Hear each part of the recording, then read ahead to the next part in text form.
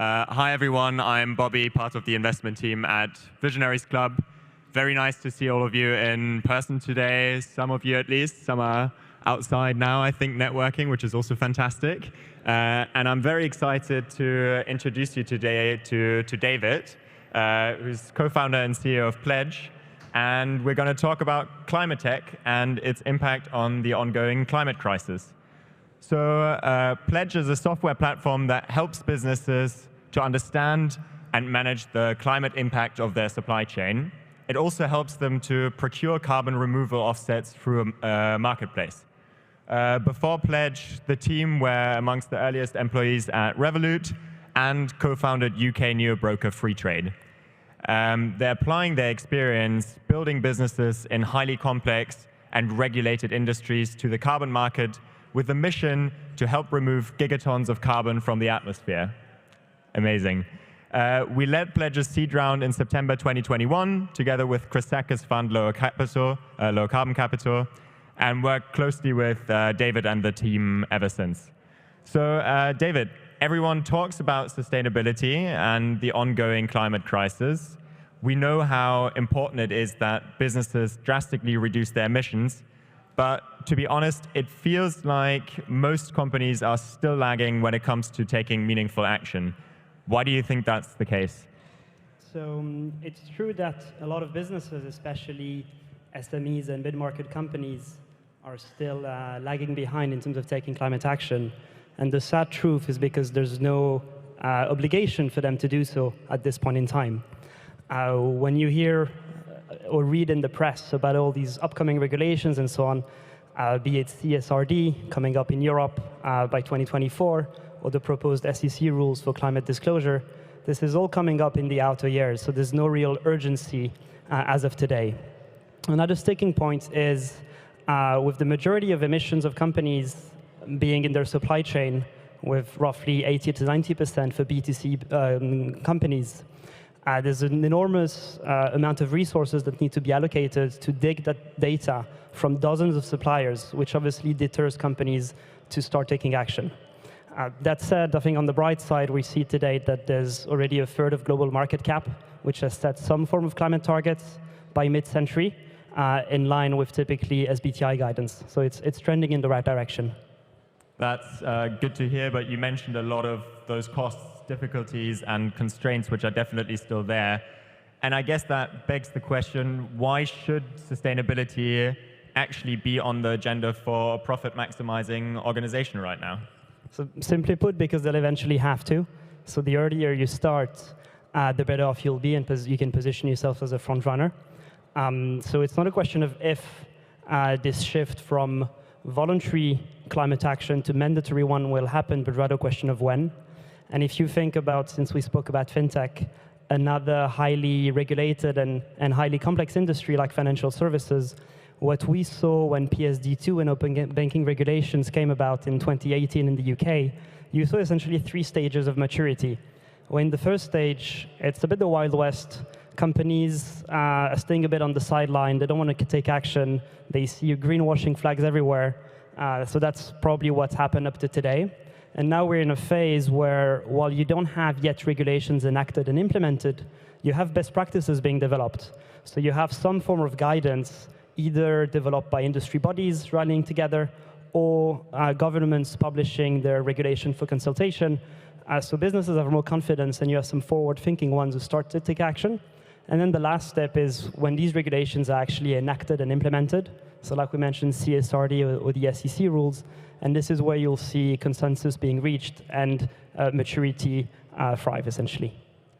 Yeah, so clearly, I mean, and we all understand this, I think, hopefully, at least in this room, businesses need to think about sustainability, and they have to act now to avoid fines and regulation interfering with their business practices in the future.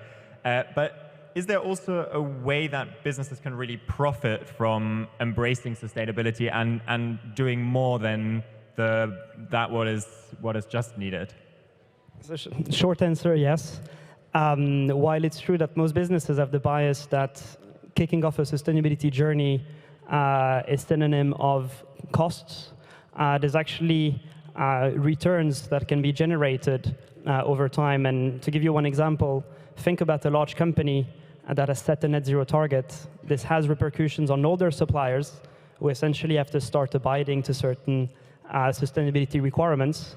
So that means that to retain existing customers, but then also maybe participate in your RFPs and your tenders, they will have to take some form of climate action.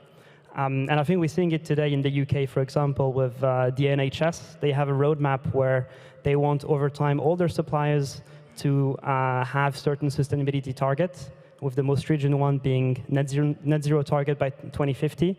We saw it at Pledge as well, where we service a lot of logistics businesses who work with large retail brands. And the reason why a lot of these logistics businesses use our tool for supply chain emission visibility is simply because their biggest clients are asking for supply chain emissions data. That makes a lot of sense, and thank you for already pointing out that example of how you're working. Maybe a little bit more generally speaking, how does Pledge fit into this picture of the climate crisis, and how is it going to make a difference? So we have a mission to help remove gigatons of carbon from the atmosphere and then help scale these frontier removal technologies that Polly was talking about with the Tomorrow's Fund. And so at Pledge, we help businesses ranging from logistics companies to multinationals or even carbon accountants or consultants provide granular insights on the emissions of their supply chain, as well as help them procure high-quality offsets in the simplest and fastest way possible. And the reason why we focus on supply chain and in particular transportation is most notably because it's one of the biggest emitter of greenhouse gases on the planet, responsible for about 1/5 of global emissions. And this is where the urgency will be the greatest in the coming month or year. And also, when you think about a logistics business, a travels business, the core of their offering is based on shipment data, travel data, which means that all this data is in some form or another readily available and accessible, which means that as a software business, we can have a fairly big impact quite quickly. So these were a couple of reasons. Yeah, that's amazing, and that's exactly the reason why we're also excited to be backing you. Maybe just a last question. Given your background with Revolut, your team's background in fintech, why did you choose this vertical instead of building another fintech? So I think at core, we love to solve big problems. And when we started the company, and I think that still applies today, we couldn't think of a bigger one.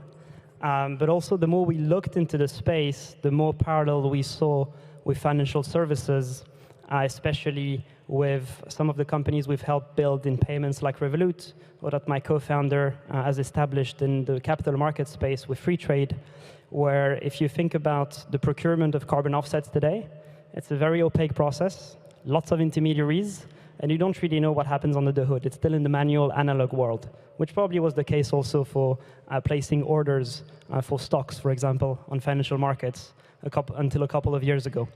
And so through software, we want to streamline this process, bring all this digital infrastructure to also then enable companies to maybe build portfolios of different offsets or offer them fractional access to certain offsetting products, and so on and so forth. Awesome. Thank you so much for being with us today, David. Really appreciate it, and also really appreciate what you're doing. It's truly amazing. Thank you.